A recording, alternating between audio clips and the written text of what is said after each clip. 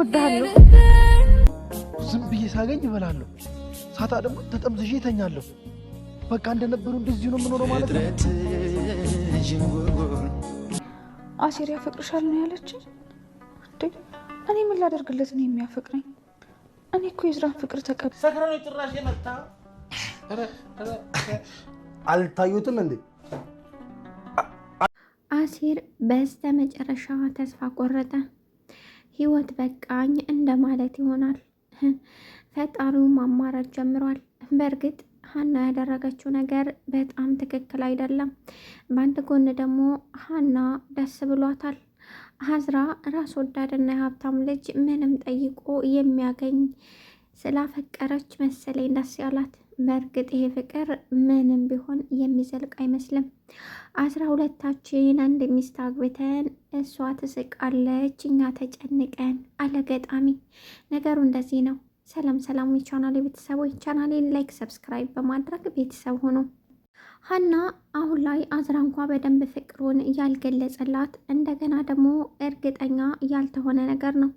በአንድ በኩል ካያችሁ የአዝራ አባት የሀናን ቤተሰቦች እታች መጣል ይፈልጋል። በሌላ በኩል ደግሞ አዝራን ልኮት ይሆናል። አፈቅርሻለሁ ብለህ አታላት ብሎት ይሆናል። ይሄ የተመልካች ነው። ነገር ግን በዚህ መሀል አሲር ነው እየተጎዳ ያለው። አቶ ኖላዊ አሁን ላይ የአሲርን ወደ ላይ ያለውና በጣም ከባድ ህመም ውስጥ ነበር። በዚያ ምክንያት ነበረ ያልታሰበና ያልተገመተ እንዲሁም ከባባድ መጠጦችን በመጠጣት ነበረ እንደዚህ ያደረገው። ፈጣሪውን ፈጣሪ እኔን እንደማትፈልገኝ እያወክ አንተ ግን በእኔ ልብ ውስጥ እንድትነግስ አደረካት። አንተ ግን እንዴት አይነት ነህ ብያለ ፈጣሪውን ማማረር ጀመረ። ሀና ስንት መስዋዕት የከፈለላትን ነፍሱን ለቤተሰቦቿ ሁለ ነገሩን ለእሷ ስል የቀየረ እጅግ ውብና ጠንካራ ወጣት ነበር። አዲስ አበባን አዲስ አበባ አስመስሎና እሷ ጠንካራ ሆና ሰርታ እንድትለወጥ አባቷም ታክመው ለዛሬ ህመማቸው እንዲሻላቸው ያደረገ ከመጀመሪያው ጀምሮ እሱ ነበር። እሷን ካፈቀረ ጀምሮ ለመለወጥ እሷ ያዘዘችውን ሁሉ ያደርግ ነበር። ከመጠጥ ከሲጋራ እንዲሁም ከስርቆት ተቆጥቦ ሰርቶ መለወጥን ነበር ይወዳል። ነገር ግን እሷ አሁን ላይ አዝራን መርጣለች። በቅጽበት ነበር ተኝቶ ባለበት ቅጽበት ሀና መታ አሞታል እኮ ብለው ነው የመጣሁት ሐኪም ቤት ወይም ምን ልመርምርህና መድኃኒትም የሚሰጥ ከሆነ መስጠት ይቻላል አለችው። አሲርም ሀና እዚህ ነሽ እንዴ በማለት ደነገጠ። ሲያት በቅጽበት ደነገጠ። ከዚያ በኋላ እንደዚህ ስትለው አንቺ ነሽ የምታክሚኝ ወይስ ለእኔ ህመም ተጨንቀሽ ነው በማለት መለሰላት። እሷም እንዴ ምን ሆነሃል? ካመመህ እኮ እንደዛ ማድረግ እንችላለን አለችው። አሲር አሁን ላይ ምላሽ ሰጣት። ተደብቀሽ ለገደልሽው ሰው ምን ነው በሰው መሀል ላክመዋልሽ በማለት ምላሽ ሰጣት። በስተመጨረሻ ተምቹ አሁን ትክክለኛ አፍቃሪ ያገኘ ይመስላል። ከነ ማንነቱና ከነ ምንነቱ የምትቀበለው ለሱ ስትል ብዙ ነገር የምታደርግ አሁን ላይ ድንብላል እሱን ትወደዋለች። እሱ ደግሞ በእርግጥ ምክንያት ሁሉን ነገር ትቷል። በእርግጥ ማንም የሚፈልገኝ የለም፣ ለእኔ ብሎ አንድም ሰው አይፈልገኝም። ማን ይፈልገኛል? ወደኩኝ ቀረሁኝ፣ የሚፈልገኝ አንድም የለም እያለ ነበር ብቻውን የሚያወራው። ሀናና አባቷ ምግብ እየበሉ ብይልኝስ እያላት ነበር። ነገር ግን ሀንዬ በቤቴ እንግዳ ልታደርገኝ ነው እንዴ በማለት ምላሽ ሰጠችው። ምን ላድርግ ብለሽ ነው አላት። በስተ መጨረሻ ድንብላል ሁሉን ነገር ነግሯት ነበር። ተምቹ ሁሉንም ነገር አጫወታት። ከዚያ በኋላ ነበረ ምግብ አጥቅሳ ተደብቃ ይዛለት መታ ያበላችው። በጊዜው በጣም ርቦ ስለነበረ የሚበላውንም ምኑንም አላወቀውም። በጣም ቸኩሎ ነበር የሚበላው፣ ምክንያቱም ረሃብ ክፉ ስለሆነ። በስተመጨረሻ አሲር ሲጋራውን ይዞ ወደ ትናንት ነበረበት ቤት ተመልሷል። ምክንያቱም መደበቂያው ሲጋራው አድርጎታል። አሁን ላይ ከባድ የሆነው ነገር እሷ ለሌላ ሰው ሆና ማየት ነው። እንደማትቀበለው እያወቅኩኝ አሁን ላይ ፈጣሪ ትልቅ ቦታ እንድሰጣትና እንዳፈቅራት እንዳነግሳት ካደረከኝ በኋላ ለምን ነጥቀኝ፣ ለምን እንደዚህ ያደረግ እያለ ከፈጣሪው ጋር መጣላቱን ቀጥሏል። ተምቹ ከታየውና ሁሉ ነገር አይኑ ካልተገለጠለት ለሱ በጣም ጥሩና ለትዳሩም ሆነ ለህይወቱ ጣፋጭ የሆነችን ልጅ ያገኘ ይመስላል። እርግብ መቼም ለሱ ልትሆን አችልም።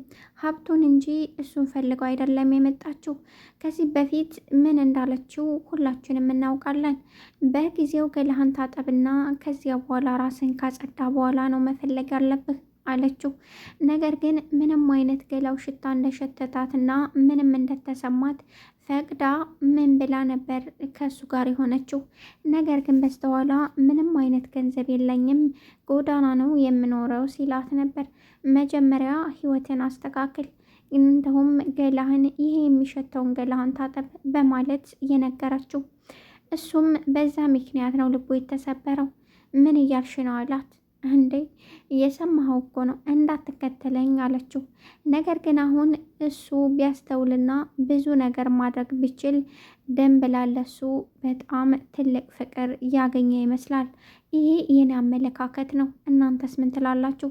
ሁላችሁም ደንብላል እንደምትወደው ታውቃላችሁ። ነገር ግን እሱ እፊታ የምትወደው ሳይሆን ወንዶች እነሱ የሚወዳቸውን ነው የሚፈልጉት። ለዛም ይመስላል የድንብላል ፍቅር ያልታየው። በስተመጨረሻ አሲር አሁን ላይ ላናግርሽም ሆነ ላይሽ አልፈልግም፣ ከፊቴ ጥፊልኝ፣ ሁሉንም ነገር አውቃለሁ። እኔን እዛ ቦታ ላይ ጠብቂኝ ባልኩብሽ መንገድ እየጠበኩሽ ነበር። አንቺ ደግሞ ከኔ ይልቅ አዝራን አስበልጠሽ እዛው ቦታ የሆነውን ሁሉ አይቻለሁ። እናም ለነበረኝ ህይወት አንቺ ጋር ላሳለፍኩት ጊዜያት አመሰግናለሁ በማለት ነበር ምላሽ የሰጣት። ሀንዬም ደነገጠች። እዛ ነበርክ ማለት ነው አለችው። እኔ የዛኔ ሳይሽ ወዴት እየሄደች ነው? መንገድ ተሳሳተች እንዴ እያልኩ ነበር። ልጠራሽ ስል ግን ልጁ ሲመጣ አየሁት። ከዚያ በኋላ ስትተቃቀፉ አየሁ። ምን እንደሰማው ባላቅም በስተ መጨረሻ በጣም እንደምወዳለሁ ብለሽ መለሽለት። ሁሉንም ነገር አውቃለሁ።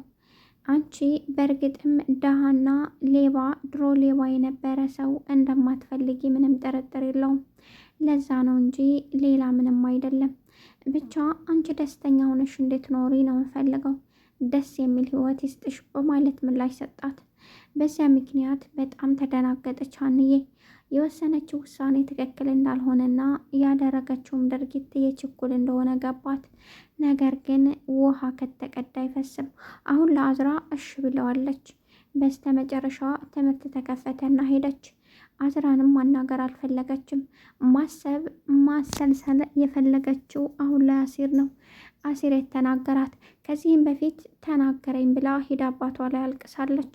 ነገር ግን ምንም ያስተካከለችው ነገር የለም። አባቷ ከሰል አያይዘው ምግብ እስከ መስራት ደርሰዋል። እሷ ደግሞ ከሀብታም ቤተሰቦቿ ጋር ጊዜ ማሳለፍ ጀምራለች። እናንተስ ምን ትላላችሁ?